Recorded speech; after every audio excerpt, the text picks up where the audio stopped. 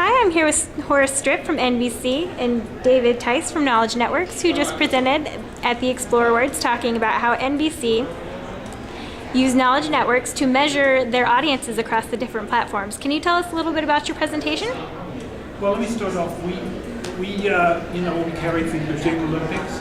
It was shown on TV, it was shown online, it was shown on mobile. And as you probably know, there's no common currency that kind of puts this all together, so we could tell an advertiser how many people they reach if they sponsor TV, online, and mobile. So we turned to Knowledge Network to help us figure out how we can generate research that would really allow us to understand people's media behavior better. Because one of the really interesting questions for us was, if somebody watches the Olympics online, will they still watch on TV? What is the relationship between the media? And that's where Dave and his methodology came in to solve this difficult question. So what we did was we interviewed people about their yesterday use of the media for watching or reading or listening about the Olympics. And we used a yesterday methodology, not only because NBC needed data every day to understand what was going on, but also because that's the best way to get people to recall what they did. If you wait 2 or 3 days, people just don't have the same quality of recall in terms of their media use.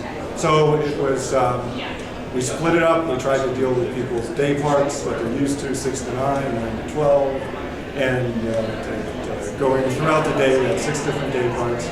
Asked people about their time of use of each NBC property for the Olympics during the day parts. And then we put that all together in order to build a total picture of how many minutes people watched the Olympics yesterday, or used online, or used mobile, and using a single source. That meant that NBC could look at it and as a whole, and also they could go look at people who used online, how they used TV, people who used mobile, how they used online or TV, and allow the total picture of the Olympic media consumer. Great. And how have you expanded this across other platforms and networks, and how does using this measurement affect future? Well, one of the things, for example, that we found through the study was that if you consume the Olympics online or on mobile, that does not interfere with your television. Surprisingly, we actually found the opposite, that those people who like watching the Olympics online and going online a lot, but they are big Olympic fans, and that they actually love being able to do that whenever they want, but it doesn't take away from their television.